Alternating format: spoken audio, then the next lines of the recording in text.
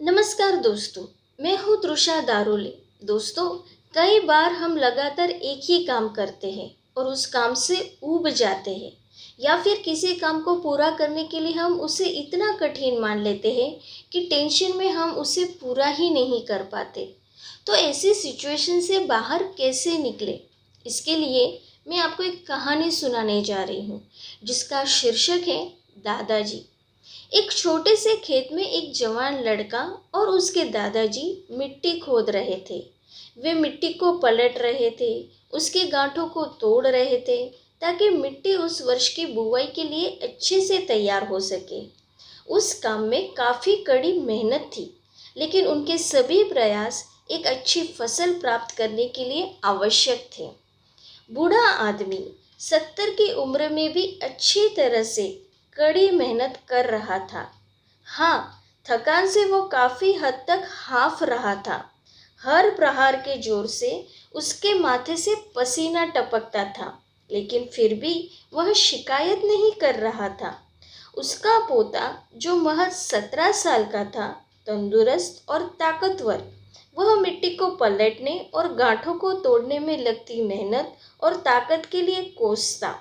फिर वहाँ खड़े होकर हांफता और थोड़ी देर के लिए रुक जाता। थोड़ा आराम करने के बाद एक बार फिर से काम शुरू करने से पहले शिकायत करता। थोड़ी देर बाद युवा पोता देखता है कि उसके दादाजी ने जितना काम कर जमीन को तैयार किया, वो खुद ने तैयार की जमीन से बहुत ज़्यादा है। दादाजी, जब आप इतने बूढ़े हो, फिर भी आपने मुझसे इतना अधिक काम कैसे किया? पोता अपने दादा से पूछता है। दादाजी ने उसे जो जवाब दिया, उसकी उसे उम्मीद नहीं थी। दादाजी ने कहा, जब हम किसी काम को मुश्किल मानते हैं और उसके बारे में ज़्यादा सोचते हैं, तो सच में वह काम मुश्किल हो जाता है। और हम बिना सोचे जब उसे करते हैं और करते ही रहते हैं, तो वह काम आसान हो जाता है। जब हम अपना समय यह सोचने में बिताते हैं कि कोई काम कितना कठिन है और अभी कितना सारा बाकी है, तब हमारा मन बहाने बनाने लगता है।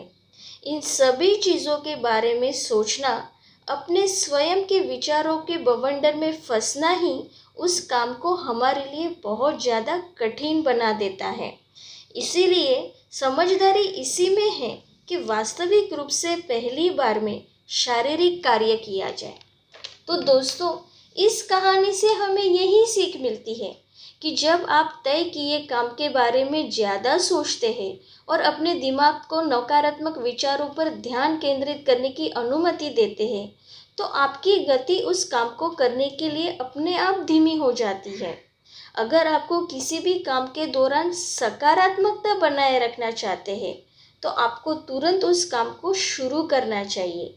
और अगर देखना और सोचना है, तो जितना आप आगे बढ़े हैं, यानी कि जितना काम आपने अच्छे से ख़त्म कर लिया, उसे देखें, न कि जो काम बाकी है। ऐसा करने से एक सुखद और सकारात्मक एहसास आपको उस काम को लगातार करने के रहने की ऊर्जा देता रहेगा। धन्यवाद दोस्तों।